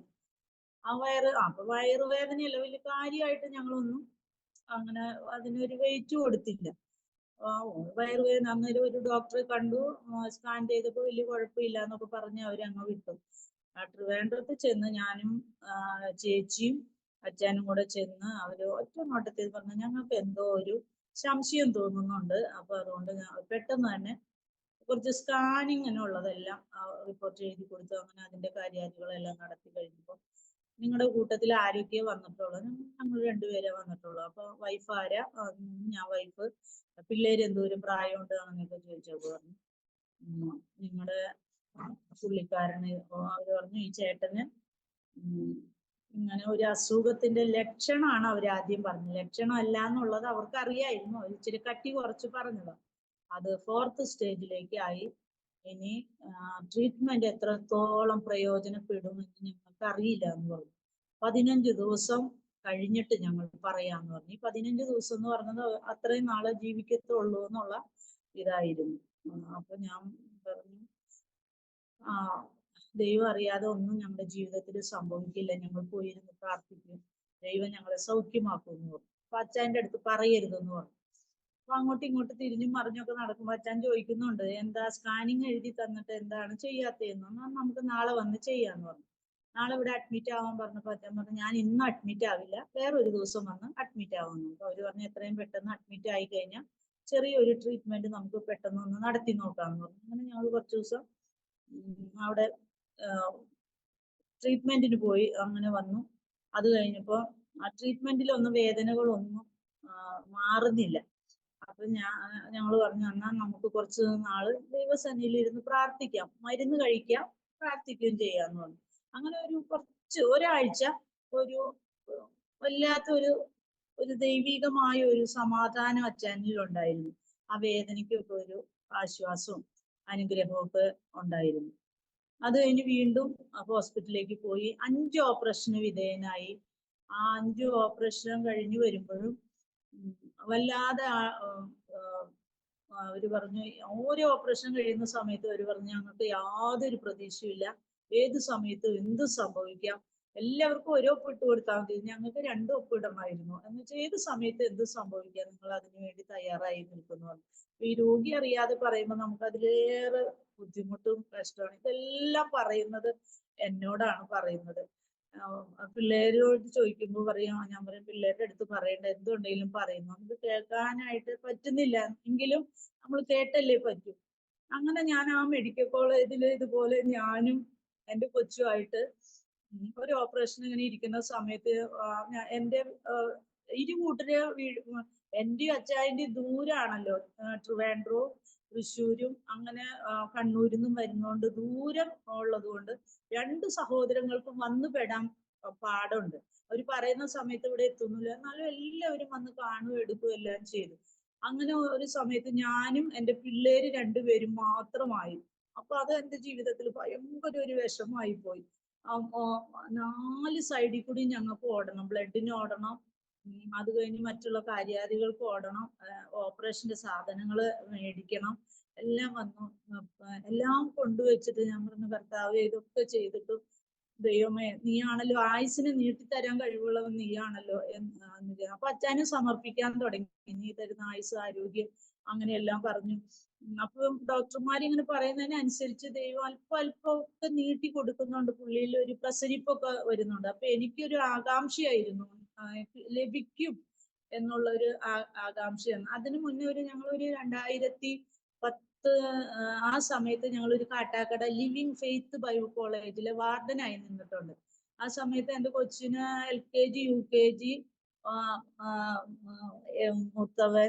ഇളയവൻ, മൂത്തവൻ 1ലോ 2ലോ അങ്ങനെ പഠിക്കുന്ന സമയത്തൊക്കെ ഞങ്ങൾ അവിടെ എല്ലാ പരിസരത്തെല്ലാം പോയി ട്രാക്ട് കൊടുക്കുക അങ്ങനെയൊക്കെ ചെയ്യുമായിരുന്നു. അപ്പോഴും ഞാൻ പറഞ്ഞല്ലോ സുവിശേഷ വേല ചെയ്യണം എന്നുള്ള ഇതിലല്ല, ചുമ്മാ അങ്ങനെ ഉള്ള ഇതിലങ്ങനെ പോവായിരുന്നു. പക്ഷെ ഈ തെക്കേ നാടിനെ കുറിച്ചുള്ള ഒരു വിളി കേട്ടപ്പോ തൊട്ട് എൻ്റെ ഉള്ളു വേകാൻ തുടങ്ങി. അയ്യോ ഇനി എൻ്റെ നഷ്ടപ്പെട്ട നാളുകൾ എനിക്ക് കിട്ടൂല, ഞാൻ എത്രയും പെട്ടെന്ന് നിനക്ക് വേണ്ടി ഞാൻ സേവ ചെയ്തോളാം എന്ന് പറഞ്ഞ് എൻ്റെ ഉള്ളിൻ്റെ ഉള്ളിൽ ഒരു തീരുമാനം ഞാൻ എടുത്തു. അത് എൻ്റെ ദൈവം അവിടെ കുറിച്ചിട്ടു. എൻ്റെ തീരുമാനത്തിന്റെ മുമ്പിലാണ് എന്നെ ദൈവം ഇന്നും നിർത്തിയിരിക്കുന്നത്. അല്ലാതെ എൻ്റെ ആരോഗ്യസ്ഥിതി പറയുകയാണെങ്കിൽ ഹാർട്ട് ബീറ്റ് കുറയുകയാണ് എനിക്ക്. അതിപ്പോഴും ഇങ്ങനെ കുറഞ്ഞുകൊണ്ടിരിക്കുന്ന ഒരു ഇതാണ്. പക്ഷെ എന്നാൽ ഞാൻ എല്ലായിടത്തും ഓടിയെത്തി അവർക്ക് വേണ്ടി ശക്തമായി പ്രാർത്ഥിക്കാനും പ്രസംഗിക്കാനും എല്ലാം ദൈവം എനിക്ക് അവസരങ്ങൾ തരുന്നതിനനുസരിച്ച് ഞാൻ ചെയ്യുന്നുണ്ട്. ഇതൊന്നും ഒരു വിഷയവും ഞാൻ ആക്കുന്നില്ല. കണ്ടു കഴിഞ്ഞാൽ ആരോഗ്യവതി. എന്നാൽ ഈ മനസ്സിനെ തളർത്തുന്നതായ ഒരു ഇത് നമുക്ക് പിടിച്ചു നിൽക്കാൻ പറ്റാത്ത ഒരിതാണ്. ആരെവിടെയുള്ള മോനുണ്ട്, ഞാനുണ്ട്, നിങ്ങൾക്ക് കാണണമെന്ന് ചോദിച്ചു. അപ്പോൾ ഞാൻ ചോദിച്ചു, എന്താ ഡോക്ടർ എന്ന് ചോദിച്ചു. അല്ല, കാണുന്നുണ്ടെങ്കിൽ ഒരു പ്രാവശ്യം കൂടെ കാണാമെന്ന് പറഞ്ഞു. ഞാൻ പറഞ്ഞു, ആ ശരി, ഞങ്ങൾ ഒരാൾക്കേ കാണാൻ പറ്റുള്ളൂ എന്ന് പറഞ്ഞപ്പോൾ ഞാൻ പറഞ്ഞു, മോനെ നീ അങ്ങ് പൊക്കോന്ന് പറഞ്ഞു. അപ്പൊ ഞാൻ പറഞ്ഞു, ഞാൻ അങ്ങോട്ട് കടത്തിവിട്ട ആളെ അതുപോലെ എനിക്ക് തരണം. ഇവരുടെ ആളുകളെല്ലാം കത്തോലിക്കരാ. നിന്റെ നാമം ദുഷിക്കരുത്. ഈ ഒരു പ്രാവശ്യം നീ എന്നോട് കരുണ ചെയ്യണം. ഈ ഓപ്പറേഷന് ഞാൻ എങ്ങനെ അങ്ങോട്ട് ജീവനോടെ കടത്തിവിട്ടോ, സംസാരത്തോടെ നല്ല ആക്റ്റീവായിട്ട് കടത്തിവിട്ടോ, അതേപോലെ തന്നെ എനിക്ക് തിരിച്ചു തരണം.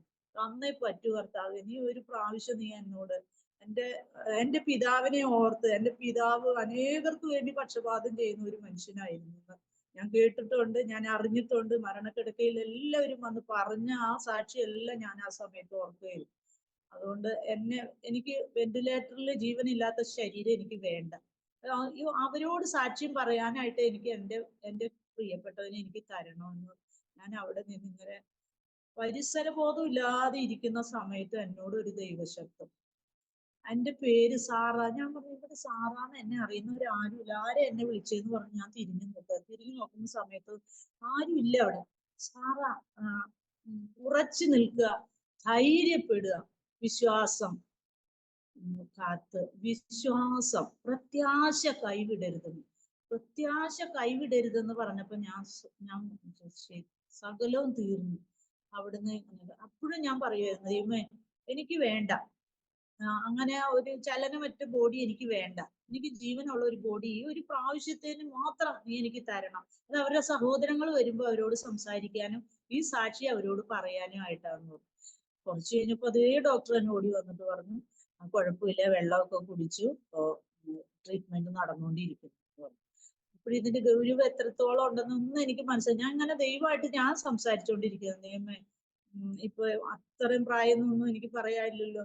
എന്റെ കർത്താവേ, നീ എന്നെ കൈവിടരുത്. ഈ പിള്ളേരെ ഞാൻ എന്ത് ചെയ്യും? ഈ പിള്ളേരെ ഞാൻ എന്താണ് ചെയ്യേണ്ടതെന്ന് പറഞ്ഞപ്പോ വീണ്ടും എന്നോട് ഉറച്ചു നിൽക്കുക, ഉറച്ചു നിൽക്കുക, ഉറച്ചു നിൽക്കുക എന്ന് പറഞ്ഞു. പെട്ടെന്ന് ഞാൻ കണ്ടു തുറന്നു. ഇതെന്താ ഇവിടെ ഇങ്ങനെ അത് സംഭവിക്കുന്നത്?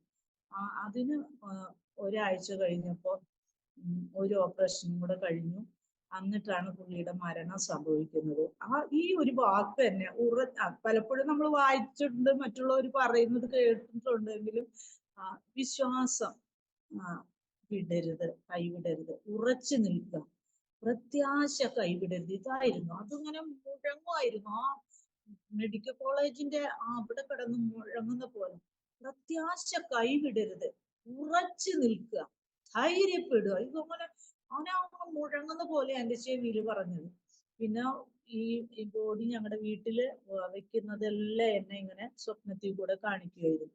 അപ്പൊ ഞാൻ എന്റെ കർത്താവേ, ഇതെന്താ ഇങ്ങനെയുള്ള ഒരു പരീക്ഷണം എന്റെ ജീവിതത്തിൽ ഇങ്ങനെ വന്ന് ഇതിനൊരു നീക്കുപോക്കില്ലേ എന്ന് ചോദിച്ചപ്പോ ഒരു അധ്യായം അവസാനിക്കുന്ന പോലെയുള്ള ഒരു ഇതാണ് എന്നെ കാണിച്ചത്. അപ്പൊ ഞാൻ പറഞ്ഞു, ഞാൻ ഏവർക്ക് വേണ്ടി ഞാൻ പ്രാർത്ഥിക്കുന്നു. ഞാൻ എന്താണ് പറയേണ്ടത്? നിങ്ങൾക്ക് ഇതിലും കൂടുതൽ ഇനി സാക്ഷി എനിക്ക് പറയാനില്ലേ? ഇതിപ്പോ ഇത്ര പറഞ്ഞാൽ ഇതിൽ കുറേയൊക്കെ ഞാൻ ചുരുക്കി പറഞ്ഞിട്ടുണ്ട്. ഒത്തിരി കാര്യാദികൾ ആ സമയത്ത് ദൈവം എനിക്ക് നടത്തി തന്നു പറഞ്ഞ ആ സമയത്ത് എനിക്ക് ബലം തന്നു. പിന്നെ എന്റെ അച്ഛൻ്റെ അന്ത്യ സമയത്ത് സംസാരിച്ചു ഇങ്ങനെ ഇരുന്ന്. ഇളയ മോൻ സ്നാനം എടുത്തിട്ടില്ല. അപ്പൊ അവനോട് പറഞ്ഞു, നീ സ്നാനം എടുക്കണം, മമ്മി പറയുന്നത് അനുസരിക്കണം എന്ന് പറഞ്ഞ് അവന്റെ കൈ എടുത്തിട്ട് എന്റെ തോളത്ത് വെച്ചിട്ട് പറഞ്ഞു, മമ്മി പറഞ്ഞത് നീ അനുസരിക്കണം, സ്നാനം എടുക്കണം. ഇതായിരുന്നു ആളുടെ ലാസ്റ്റ് വാചകങ്ങള്. അത് കഴിഞ്ഞിട്ട് എന്നോട് പെട്ടെന്ന് പറഞ്ഞു, ഈ ദൈവദാസന് വേണ്ടി പ്രാർത്ഥിക്കുക. എന്നാ ഒരു സുവിശേഷകനൊന്നുമല്ല, എനിക്ക് നല്ലൊരു ഹെൽപ്പ് തന്നു. അവസാന കാലഘട്ടങ്ങളിലെല്ലാം ഞാൻ എവിടെ ശുശ്രൂഷയ്ക്ക് പോയിട്ട് വരുമ്പോഴും ഞാൻ എവിടെ എത്തി, എവിടെ വരെ എത്തി എന്ന് പറഞ്ഞ വീട്ടിലെ സകല കാര്യാദികളും നോക്കി. അപ്പൊ എനിക്ക് വന്നു കഴിഞ്ഞ് കുളിക്കുക, ഇവിടെ വന്നിരുന്ന് പ്രാർത്ഥിക്കുക. അങ്ങനെ ഒത്തിരി നല്ലൊരു ഹെൽപ്പായിരുന്നു അവസാന നിമിഷങ്ങളിലെല്ലാം. അപ്പൊ അതൊക്കെ ഓർക്കുമ്പോ എനിക്ക് താങ്ങാൻ പറ്റുന്നില്ല. എന്ന് വെച്ചാൽ യാത്രയൊക്കെ കഴിഞ്ഞ് ദീർഘദൂര യാത്രകൾ രാവിലെ എണീറ്റ് പോയതെല്ലാം വരുമ്പോ ഉള്ള ഒരു ഹെൽപ്പ്, ഒരു ഹെൽപ്പ് തന്നെയായിരുന്നു. അത് നമുക്ക് അറിയാലോ, ജീവിതത്തിലെ വലതുകരം നഷ്ടപ്പെട്ടാലുള്ള അവസ്ഥ നമുക്ക് അറിയാം. ആ സമയത്തും പറഞ്ഞു ഈ ദൈവദാസിന് വേണ്ടി പ്രാർത്ഥിക്കാം. അപ്പൊ ഞാൻ ചോദിച്ചു, ഇതെന്തുവാ പ്രസവമൊക്കെ മാറി ഇപ്പൊ ഡോക്ടർ വരുമല്ലേ എന്ന് പറഞ്ഞു. അപ്പൊ ഞാനിങ്ങനെ കണ്ണൊക്കെ ഈ മുഖമൊക്കെ കഴുകുന്ന പോലെ ഇങ്ങനെ തിരുമ്മി, കർത്താവെ ആശ്വാസം കൊടുക്കണം, ദൈവസന്നിധിയിലേക്ക് നിന്റെ കരത്തിലേക്ക് ഭരമേൽപ്പിക്കുക എന്ന് പറഞ്ഞ് ഞാൻ തന്നെയാണ് പ്രാർത്ഥിച്ചത്. വേറെ ആരും അവിടെ ആ സമയത്ത് ഇല്ലായിരുന്നു. അത് കഴിഞ്ഞ് ഞങ്ങളുടെ മോൻ വന്നു, ചേട്ടന്റെ മക്കൾ വന്നു, അവര് ഭക്ഷണം കൊടുക്കുക, കാര്യങ്ങൾ മരണം വരെ നല്ല സ്ഫുടമായി തന്നെ സംസാരിക്കുകയും ഇടപെടുകയും എല്ലാം ചെയ്തു. ഈ ഇത്രയും കാര്യങ്ങൾ ഞങ്ങളെ കൊണ്ട് ചെയ്യിച്ചു. അതിനുശേഷം ഇവിടെ ഞങ്ങൾക്ക് പാസ്റ്റർ വരാൻ വൈകി. ആ സമയത്ത് ഞാൻ തന്നെ എൻ്റെ ശുശ്രൂഷയുടെ ആരംഭത്തിൽ പാട്ടുപാടി. അതിനുശേഷമാണ് ഞാൻ പറഞ്ഞ എല്ലാവരും നമ്മൾ കയറിയിരിക്കണം, ഇനി നമ്മൾ പാസ്റ്റർ എത്തും. ആ സമയത്തൊക്കെ ദൈവം എനിക്ക് ഡബിൾ അല്ല ട്രിപ്പിൾ ആയിരുന്നു ബലവും കൃപയും എല്ലാം തന്നത്. തളർന്നു പോകാതെ അത് കഴിഞ്ഞ് ഒരു 9 മാസം വരെ ഞാൻ അതേ ലെവലിൽ. 10-ാം മാസം തൊട്ട് എനിക്കൊന്ന് വല്ലാത്തൊരു ഇതായി, കർത്താവേ ഞാൻ ഒറ്റപ്പെട്ടു പോയല്ലോ എൻ്റെ ജീവിത സാഹചര്യത്തില്. ഞാൻ ഇനി എന്താണ് ചെയ്യേണ്ടത്? തെക്കേ നാട്ടിൽ നിന്ന് ഞാൻ എവിടെ പോകണം? ഈ പിള്ളേരെയും കൊണ്ട് ഞാൻ എവിടെ പോകും? ഇല്ല, തെക്കേ നാട്ടിൽ നിനക്ക് വേലയുണ്ടെന്ന് പറഞ്ഞില്ലേ? ഇത് തന്നെ ഇപ്പോഴും പറയുന്നത്, തെക്കേ നാട്ടിൽ നിനക്ക് വേലയുണ്ട്. അപ്പൊ ഞാൻ എങ്ങനെ ചെയ്യും? അത് പറയണില്ല. ഞാൻ അതിപ്പോഴും പ്രാർത്ഥിച്ചുകൊണ്ടിരിക്കുക, കർത്താവ് എന്താണ് ഞാൻ ചെയ്യേണ്ടത്? എങ്ങനെ ഞാൻ മുന്നേറണം? എന്ത് ഞാൻ ചെയ്യണം? ഈ ഒരു ഇപ്പോഴത്തെ കാലഘട്ടം അറിയാലോ, പ്രവചനം ഒന്നും നമുക്ക് അങ്ങനെയൊന്നും അത്ര ഏശുന്ന കാലഘട്ടങ്ങളല്ല. എന്തായാലും ദൈവകൃപയിൽ ആശ്രയിച്ച് എന്ന് വെച്ചാൽ എന്നെ പഠിപ്പിക്കുകയായിരുന്നു ദൈവം. അതാണ് എനിക്ക് പറയാനുള്ളത്. ദൈവം പഠിപ്പിച്ചെടുക്കായിരുന്നു കഷ്ടങ്ങൾ കൂടെ, അനേക കഷ്ടങ്ങൾ കൂടെ. അനേകം എന്ന് പറഞ്ഞാൽ ഒരു കുടുംബജീവിതത്തിൽ അനുഭവിക്കേണ്ട എത്രത്തോളം ഇത്രയും പ്രായത്തിനുള്ളിൽ ഞാൻ അനുഭവിക്കുന്നുണ്ടോ അത്രയും ഞാൻ അനുഭവിച്ചിട്ടുണ്ട്. അതിലെല്ലാം എന്നെ പഠിപ്പിച്ചെടുക്കണം. അത് പഠിപ്പിച്ചെടുത്ത് കുറച്ച് ദിവസങ്ങൾ കഴിയുമ്പോ മറ്റൊരു സ്ഥാനത്തേക്ക് എന്നെ ഇത്രയും കഷ്ടത്തിൽ കൂടെ ഉള്ളവരുടെ വീടുകളിലേക്ക് അല്ലെങ്കിൽ ആ വ്യക്തികളിലേക്ക് എന്നെ പറഞ്ഞു വിടുകയാണ്. അവിടെ ചെന്ന് അത് അവർക്ക് ആശ്വാസം കണ്ടെത്തുമ്പോൾ അത് പറയും, ആ സിസ്റ്ററെ എങ്ങനെയാണ് കാര്യാദികൾ, എങ്ങനെ ഞങ്ങൾ കൈകാര്യം ചെയ്യുന്നു ഓർത്തുകൊണ്ടിരിക്കുകയായിരുന്നു. അപ്പോഴാണ് സിസ്റ്ററെ ഇങ്ങോട്ട് അയച്ചത്. ഞാൻ അവരുടെ അടുത്തൊന്നും പറഞ്ഞില്ല, ദൈവം എന്നെ പറഞ്ഞു വിട്ടതാണെന്നൊന്നും പറഞ്ഞില്ല. ശരി, പ്രാർത്ഥിക്കാം, നമുക്ക് ഒരു വാക്ക് പ്രാർത്ഥിച്ചത്. പിറ്റേ ദിവസം തൊട്ട് അവരുടെ ജീവിതം നല്ല ഹാപ്പി ആയിരിക്കും. അത് അവര് തന്നെ പറയുന്നുണ്ട്. അതിനുശേഷം എനിക്ക് ഈ കഴിഞ്ഞ 2 വർഷമായിട്ടുള്ള ഒരു കൗൺസിലിംഗ് ക്ലാസ് പഠിക്കാൻ എനിക്ക് ഇടയായി. അത് ഡിഗ്രിക്കാരുടെയൊക്കെ കൂടെ അമ്മയുടെ തന്നെ അത് കായംകുളത്ത് ഗ്രേസ് ഡാനിയൽ എന്നും പറഞ്ഞ് ഒരു ആന്റി പഠിപ്പിക്കുന്നുണ്ട്. അങ്ങനെ എനിക്ക് അച്ഛൻ്റെ മരണ സമയത്ത് ഹോസ്പിറ്റലിൽ കിടക്കുന്ന സമയത്തൊക്കെ ആയിരുന്നു എൻ്റെ എക്സാം ഒക്കെ. അതെനിക്ക് എഴുതാൻ പറ്റുമോ എന്നുള്ളൊരു വളരെ വിഷമം ഉണ്ടായിരുന്നു. അപ്പൊ ആന്റി പറഞ്ഞു, ഇവിടെ വരെ ഒന്ന് അറ്റൻഡ് ചെയ്താൽ മതി, ബാക്കിയുള്ള കാര്യങ്ങളെല്ലാം ഞങ്ങൾ ചെയ്തോളാം എന്ന് പറഞ്ഞു. പക്ഷെ എനിക്ക് പറ്റിയില്ല. അത് എനിക്ക് ഭയങ്കര വിഷമമായിരുന്നു, എനിക്ക് പറ്റത്തില്ലേന്ന്.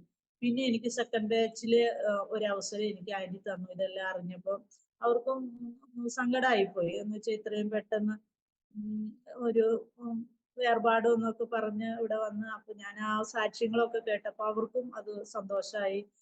എന്നാലും ഇത്രയും കഷ്ടങ്ങൾ കൂടി പോയിട്ട് ഇത്രയും പ്രത്യാശയോടെ ഇവിടെയൊക്കെ നിൽക്കുന്നുണ്ടല്ലോ. അപ്പൊ ഞാൻ അവിടെയും പറഞ്ഞു, ഇത് തന്നെ എന്നോട് ഉറച്ചു നിൽക്കുക, ധൈര്യപ്പെടുക, ഇതാണ് എൻ്റെ ആപ്തവാക്യം. വേറെ ഒന്നും എനിക്ക് തന്നിട്ടില്ല. ഞാൻ എങ്ങോട്ട് പോകണ്ടേന്ന് എനിക്ക് അറിയത്തുമില്ല. എങ്ങനെയാണ് ഇതുങ്ങളെ ഈ കുഞ്ഞുങ്ങളെയൊക്കെ വളർത്തി ഇത്ര വലുതായെങ്കിലും എനിക്ക് അങ്ങനെ വലിയ കഴിവും സാമർഥ്യമുള്ള പെണ്ണും അല്ല ഞാൻ. അവിടെ നിൽക്കാൻ പറഞ്ഞ അവിടെ നിൽക്കും. അങ്ങനെയുള്ള വീട്ടിൽ വളർന്നതും അങ്ങനെ തന്നെയാണ്. അവര് പറയുന്നുണ്ട്, എങ്ങനെയാണ് വീട്ടിലെ ആര് വന്നാലും അങ്ങനെ ഒത്തിരി കയറി മിണ്ടത്തുമില്ല. അങ്ങനെയുള്ളതായിരുന്നു. എന്റെ അനുജത്തിയൊക്കെ നല്ലപോലെ സംസാരിക്കും. ഞാൻ ഒട്ടും അങ്ങനെ സംസാരിക്കാത്ത ഒരു കൊച്ചായിരുന്നു. അപ്പൊ എനിക്ക് അറിയില്ലായിരുന്നു. ഒരു വഴിക്ക് പോയിട്ട് ഞാൻ 10 പ്രാവശ്യം ചോദിച്ചിട്ടുണ്ട്. അതിപ്പോഴും അങ്ങനെ തന്നെ. ആ വഴി തന്നെയാണോ എന്ന് വെച്ചാൽ അറിയത്തില്ല. പല സ്ഥലങ്ങളില് ഈ തെക്കൻ നാട്ടിലെ ഈ ഭാഗങ്ങളിൽ തന്നെ, അതുപോലെ കോട്ടയം, തിരുവല്ല, അങ്ങനെ ആ ഭാഗങ്ങളിൽ ഞാൻ പോയിട്ടില്ലെങ്കിലും ദൈവം എന്നെ ആ സമയമാകുമ്പോ അവിടെ തന്നെ എത്ര ട്രെയിനിലായാലും ഉറങ്ങുന്ന സമയത്തായാലും തട്ടി എണീപ്പിച്ച് ഇറങ്ങേണ്ട സ്റ്റോപ്പൊക്കെ ആവുമ്പോ അത് ദൈവത്തിന് അറിയാം നമ്മളെ ഏത് വിധത്തിലാണ് കരുതേണ്ടത്, കെയറിങ് ചെയ്യേണ്ടത് എന്നൊക്കെ. ആ സമയത്ത് ഞാൻ തന്നെ അത്ഭുതപ്പെട്ടിട്ടുണ്ട്. ഇത്രയും ദൈവം എന്നെ സ്നേഹിക്കുന്നുണ്ടല്ലോ എന്നുള്ളത്. അങ്ങനെ ആ കാര്യാദികൾ ആ എക്സാം എനിക്ക് എഴുതി തന്നു. അങ്ങനെ കൗൺസിലിംഗ് നടത്താൻ ചില അവസരങ്ങളൊക്കെ ദൈവം എനിക്ക് തന്നിട്ടുണ്ട്. അതെന്റെ വിദ്യാഭ്യാസത്തിന്റെ യോഗ്യതയൊന്നുമല്ല. ദൈവം എന്നിൽ ഒരു കൃപ തന്നതിന്റെ. വിദ്യാഭ്യാസം നോക്കിക്കഴിഞ്ഞാൽ അത് ഇംഗ്ലീഷിലായിരുന്നു അവരെല്ലാം എഴുതിക്കൊണ്ടിരുന്നത്. പക്ഷെ എനിക്ക് മലയാളത്തിൽ ക്വസ്റ്റ്യൻ തന്ന് എന്നെ അത് പഠിപ്പിച്ച് എഴുതിക്കുകയായിരുന്നു. അപ്പൊ ആ മേഡം പറയായിരുന്നു, ഒരിക്കലും ഞങ്ങൾ പ്രതീക്ഷിച്ചില്ല സാറാ ഇത്രയും നന്നായി എക്സാം എഴുതുന്നു. പക്ഷെ ഞാൻ ആന്റിയോട് പറഞ്ഞു, ആന്റി ഇത് എങ്ങനെ ഇവിടെ കൊണ്ടെത്തിച്ചെന്നുള്ളത് എനിക്കറിയാം. അങ്ങനെ കൗൺസിൽ ചെയ്യാൻ വന്ന ഞാനാണ് ക്ലാസ് പഠിച്ച് മറ്റുള്ളവരെ കൗൺസിലിംഗ് ചെയ്യുന്നത്. അത് ദൈവത്തിന്റെ ഒരു വലിയ കൃപയാണ്. അല്ലാതെ എനിക്ക് ഒന്നും പറയാല്ല. ആന്റിക്ക് തന്നെ അറിയാലോ, ഇത് എത്രയും ഡിഗ്രി ഉള്ളവരാണ് ഇവിടെ വന്നിരിക്കുന്നത്. ആ ഡിഗ്രിക്കാരുടെ കൂടെ ഞാൻ പലപ്പോഴും ക്ലാസ് കഴിയുമ്പോൾ ഇരുന്ന് അവര് കാണാതെ ഞാൻ കരഞ്ഞിട്ടുണ്ട്. എന്ന് വെച്ചാ ആന്റി പഠിപ്പിക്കുന്നത് ചിലതെല്ലാം എനിക്ക് മനസ്സിലാവുമായിരുന്നു. പിന്നെ മാഡം പറയുന്നൊന്നും എനിക്ക് മനസ്സിലാവില്ല. പിന്നെ എന്നിട്ട് എന്നോട് ചോദിക്കും, മനസ്സിലായോ എന്ന് ചോദിച്ചില്ലെങ്കിൽ ഞങ്ങൾ മലയാളത്തിൽ പറഞ്ഞു തരാം, ഇനി തൊട്ട് ഞാൻ മലയാള ക്ലാസ് എടുക്കുന്നുള്ളൂ. അങ്ങനെ ഇംഗ്ലീഷ് ക്ലാസ് എനിക്ക് വേണ്ടി മലയാളത്തിലാക്കി. അന്നോട്ട് ഇന്ന് വരെ അവിടെ മലയാളം പഠിപ്പിക്കുന്നുണ്ട്, ഇംഗ്ലീഷും പഠിപ്പിക്കുന്നുണ്ട്. അത് ഞാൻ മുഖാന്തരാണെന്ന് അവർക്ക് പറഞ്ഞപ്പോ അവർക്കും സന്തോഷം. അവരും ഡിഗ്രി ഉണ്ടെങ്കിൽ അവര് പറയുന്നത് ഒത്തിരി ഞങ്ങൾക്ക് വാക്കുകളൊക്കെ പറയുമ്പോൾ മാഡം പറഞ്ഞു പോകുമ്പോൾ ഞങ്ങൾക്ക് അറിയുന്നില്ല എന്നുള്ള കാര്യം, സത്യം എന്നൊക്കെ അറിയുമ്പോൾ അതും അതിൻ്റെതായ ഇത്. ഞാൻ പറഞ്ഞു വന്നതിന്റെ രത്നചുരുക്കം എന്ന് പറഞ്ഞാൽ, നമ്മൾ ഏത് കഷ്ടത്തിൽ കൂടി കടന്നു പോകുമ്പോഴും അതിന്റെ പുറകിൽ ദൈവത്തിന് ഒരു ഉദ്ദേശമുണ്ട്. അത് ഏത് തരത്തിൽ നമ്മളെ കൊണ്ടുവരണം, എവിടെ കൊണ്ട് നമ്മളെ എത്തിക്കണം എന്നുള്ളത് ദൈവികമായ ഒരു ഉദ്ദേശമുണ്ട്. അതിൽ നമ്മൾ പതറിപ്പോവാതെ നിന്ന നമ്മുടെ സാമ്പത്തികമല്ല നമ്മളെ വഴി നടത്തുന്നത്. ദൈവം തരുന്ന ആ കഷ്ടത്തിൽ കൂടെ, ആ ദൈവം തരുന്ന ആ ശോധന, ദൈവം തരുന്ന ആ വേദന, അത് നമ്മൾ പിറുപിറുക്കാതെ, ചില സമയത്തെല്ലാം നമുക്ക് എല്ലാ സകലം തീർന്നു എന്ന് തോന്നുന്നു. അപ്പൊ തന്നെ നമ്മളെ കരം പൊക്കി ഒന്നെങ്കിൽ ഒരു പ്രാർത്ഥനയ്ക്ക് പോവുക. വീട്ടിലിരുന്നാൽ നമ്മൾ ഡൗൺ ആവും. പെട്ടെന്ന് തന്നെ എവിടെന്നെങ്കിലും ഒരു എമർജൻസി ഫോൺ വരും, ഇന്ന സ്ഥലത്ത് വരും, എന്നെ ഒരു വിഷയത്തിന് വന്നു. ആ വിഷയത്തിന് ഇരുന്ന് പ്രാർത്ഥിക്കുമ്പോൾ പിന്നെ നമുക്ക് വലിയ ഒരു കൊള്ളകെട്ടി സന്തോഷം എന്നൊക്കെ വചനത്തിൽ വായിക്കുന്നത് ഞാൻ കേട്ടിട്ടുള്ളൂ. അത് അനുഭവത്തിൽ രുചിച്ചറിയുമ്പോൾ ആ പ്രാർത്ഥിച്ചു കഴിയുമ്പോൾ നമുക്കും ഒരു സുഖം, അവർക്ക് അതിലേറെ ഒരു വിടുതല്. അവര് പറഞ്ഞു ഇത്രയും നാള് ഞങ്ങൾ അവര് വന്നു ഇവര് വന്നു ഒന്നും ആയില്ല. പക്ഷെ നമ്മൾ അവിടെ ഇരുന്ന് ദൈവമായിട്ട് ഒരു ബന്ധത്തിലാവുമ്പോൾ അത് അവർക്കും അതൊരു വിടുതൽ, ഒരു സന്തോഷം തരുന്നു. അതൊക്കെ കാണുമ്പോൾ എനിക്ക് വലിയൊരു സന്തോഷം. പിന്നെ മറ്റുള്ള കാര്യാദികളെല്ലാം ദൈവം നടത്തുന്നു, അത്രേ ഉള്ളൂ. അല്ലാതെ ഒന്നും മുമ്പിലും പുറകിലും ഒന്നും കെട്ടിവെച്ചിട്ടുമില്ല, ഒന്നുമില്ല, എല്ലാം ശൂന്യം. പക്ഷെ അതാത് സമയത്ത് അതാത് മന്ന തന്നു. അന്ന് തൊട്ട് ഞാനൊരു വിധവയാണെങ്കിലും കർത്താവ് നല്ല ഒരു നായകനായി, നല്ല ഒരു കാന്തനായി ഈ സമയം വരെ എന്റെ കരം പിടിച്ച് ഈ മരുഭൂമി ജീവിത യാത്രയിൽ വേണ്ടുന്നതെല്ലാം തന്നു, മറ്റുള്ളവർക്കും കൂടെ കൊടുക്കത്തക്ക രീതിയിൽ ദൈവം എന്റെ കരത്തിൽ തന്നു. അത് എനിക്ക് പറയാതിരിക്കാൻ വയ്യ. എന്ന് വെച്ചാൽ എന്റെ അപ്പച്ചനൊക്കെ സുവിശേഷ വേലയിൽ ഇറങ്ങി ഞെരുങ്ങി. എന്റെ അമ്മ ഒറ്റ മോളാണ്. മറ്റുള്ളവർക്ക് കൊടുത്ത് ഇപ്പോഴും ഒരു ദേവദാസൻ പറയും, മേശപ്പുറത്ത് സാധനം കൊണ്ടുവെക്കും, പക്ഷെ അവിടെ അടുക്കളയിൽ ഒന്നുമില്ലാതെ പല രാത്രികളിൽ എൻ്റെ അമ്മ പട്ടിണി കിടന്ന രാത്രികളുണ്ട്. പക്ഷെ അതിന് ശേഷം ഞങ്ങൾക്ക് സമൃദ്ധിയുടെ അനുഭവത്തിലേക്ക് ദൈവം ഞങ്ങളെ നടത്തി. എന്നാൽ ഇതൊന്നും ഞങ്ങൾ മറക്കുന്നില്ല. അതുകൊണ്ട് ഞങ്ങൾക്ക് സുവിശേഷ വേലയിൽ കഷ്ടത അനുഭവിക്കുന്നതിൽ കുഴപ്പമില്ലായിരുന്നു. പക്ഷെ ഞാൻ പറഞ്ഞല്ലോ, ജീവിതത്തിന്റെ സാഹചര്യത്തിൽ വന്ന കഷ്ടത വന്നപ്പോൾ നമുക്കത് സഹിക്കാൻ പറ്റാതെ, എന്നാലും ദൈവം ഞങ്ങളെ നിർത്തി മാനിച്ചു. ഇനി ഞങ്ങൾ രണ്ട് കുഞ്ഞുങ്ങളുടേതായ ഭാവി കാര്യാദികളിലേക്ക് ഓർത്തു കഴിഞ്ഞാൽ ഒന്നുമില്ല. ഞങ്ങൾക്ക് സമ്പാദ്യം അങ്ങനെയൊന്നും ഇല്ലെങ്കിലും ദൈവം അതാത് സമയത്ത് വേണ്ടുന്ന എല്ലാം നൽകി ഒരു ജോലിയും നല്ല രണ്ട് പെൺകുഞ്ഞുങ്ങളെയും ദൈവം ഞങ്ങൾക്ക് തരണം. അവർക്ക് മാന്യമായ വിദ്യാഭ്യാസവും ഉയർന്ന ഒരു ജോലിയൊക്കെ ദൈവം തരും. അതാണല്ലോ നമ്മുടെ കാര്യാദികൾ മേൽ ഉറച്ചു നിൽക്കാനും പ്രത്യാശ കൈവിടരുത്. നമ്മളും അനേകർക്ക് വേണ്ടി പ്രാർത്ഥിക്കുകയും കാര്യാദികൾ നടത്തുന്ന ദൈവം ഞാൻ നിന്നെ ഒരു നാളും കൈവിടുകയില്ല ഉപേക്ഷിക്കുകയില്ലെന്നൊക്കെ സിമ്പിളായിട്ട് പറയുന്ന വാക്യങ്ങളൊക്കെ ഉണ്ടല്ലോ. അതൊക്കെ എന്താ പറയാ, 10 കിലോ വെയിറ്റ് ഉണ്ട് ഇതൊക്കെ നമ്മുടെ അത് പറയുമ്പോ. ഞാൻ നിന്നെ ഒരു നാളും കൈവിടുകയില്ലെന്ന്. അത് വായിച്ചു പോവാൻ എളുപ്പമാണ്. ഞാൻ നിന്നെ ഒരു നാളും, സകലത്തിലും മതിയായ ദൈവം, സകലത്തിലും എന്ന് പറയുമ്പോൾ അത് സകലത്തിലുമാണ്. ഒരു ശകലത്തിലല്ല, സകലത്തിലും എല്ലാ വിധത്തിലും ദൈവം അത്ഭുതമായിട്ട് നടത്തി പരിപാലിക്കുകയും എല്ലാം ചെയ്യുന്നു. അതായത് എനിക്ക് ഇങ്ങനെ ഒരു സാക്ഷ്യത്തിനായി ഇങ്ങനെ ഒരു ഈ ചാനല് അനുവദിച്ച് തന്ന ദേവദാസിന് അതിന്റെ പ്രവർത്തകർക്കെല്ലാം ഞാൻ നന്ദി പറയുകയാണ്. ഞാൻ ഒരിക്കലും പ്രതീക്ഷിച്ചില്ല. ഞാൻ പറഞ്ഞല്ലോ, കഴിഞ്ഞ സമയത്ത് ഞാൻ ഹോസ്പിറ്റലായിരുന്ന ആ സമയത്ത് ഞാനും വിചാരിച്ചു എന്റെ എല്ലാം തീർന്നു എന്നുള്ളത്.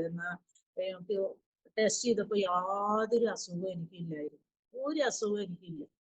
അതിലും ദൈവം എന്നെ അത്ഭുതകരമായിട്ട് ദൈവം എന്നെ നടത്തി, ഇതുവരെ എന്നെ നടത്തി. ആ വലിയ ദൈവത്തിന് കൂടാനുകൂടി നന്ദി പറഞ്ഞു എന്റെ ഈ സംഭാഷണം ഇവിടെ അവസാനിപ്പിക്കുന്നു. ദൈവം നമ്മെ എല്ലാവരെയും ഒന്നിച്ച് അനുഗ്രഹിക്കട്ടെ. ഈ സാക്ഷ്യം മറ്റുള്ളവർക്ക് ഒരു അനുഗ്രഹമായി തീരട്ടെ എന്ന് ഞാൻ പ്രാർത്ഥിക്കുകയും ആശംസിക്കുകയും ചെയ്യും. Thank you sister. കർത്താവ് അനുഗ്രഹിക്കട്ടെ. ഇത്രത്തോളം സമയം ദൈവം നടത്തിയ ജയകരമായ ജീവിതത്തെക്കുറിച്ച് ദൈവനാമ മഹത്വത്തിന് വേണ്ടി പ്രേക്ഷകരോടൊത്ത് പങ്കുവയ്ക്കുവാൻ കർത്താവ് കൃപ ചെയ്ത് ഓർത്ത് ഞാൻ ദൈവത്തിന് സ്തോത്രം ചെയ്യുന്നു. കർത്താവ് ദാസി ദൈവം അനുഗ്രഹിക്കട്ടെ, കുഞ്ഞുങ്ങളെ ദൈവം അനുഗ്രഹിക്കട്ടെ. ഒരുപാട് കഷ്ടതകളുടെ നടുവിലൂടെയൊക്കെയും ജീവിതം കടന്നുപോയെങ്കിലും കർത്താവിന് വേണ്ടി നിലകൊള്ളുവാൻ കർത്താവ് വ്യത്യസ്ത മേഖലകളിലൂടെയൊക്കെ കടത്തിവിട്ടു എങ്കിൽ പോലും അതിൻ്റെയൊക്കെ നടുവില് ദൈവം തന്ന പ്രത്യേക കൃപയ്ക്കായി, ശുശ്രൂഷകൾക്കായി ഞാൻ കർത്താവിന് സ്തോത്രം ചെയ്യുന്നു. സൗഖ്യത്തോടെ ആരോഗ്യത്തോടെ കർത്താവിന് വേണ്ടി പ്രയോജനപ്പെടുവാൻ പിന്നെയും കർത്താവ് സഹായിക്കട്ടെ എന്ന് ഇത്തരത്തിൽ ആശംസിക്കുന്നു, പ്രാർത്ഥിക്കുന്നു. അതുപോലെ തന്നെ അരോമ TV പ്രേക്ഷകർക്കും ഈ സാക്ഷ്യം ഒരു അനുഗ്രഹമായി തീർന്നു എന്ന് ഞങ്ങൾ പൂർണ്ണമായി വിശ്വസിക്കുകയാണ്. നിങ്ങളുടെ പ്രിയപ്പെട്ടവർക്ക്, സുഹൃത്തുക്കൾ കൂടി ഷെയർ ചെയ്ത് കൊടുക്കുക. അവരും കേട്ട് അനുഗ്രഹിക്കപ്പെട്ട് അതിലൂടെ ദൈവനാമമായി കൂടുവാൻ മുഖാന്തരമായി തീരുമല്ലോ.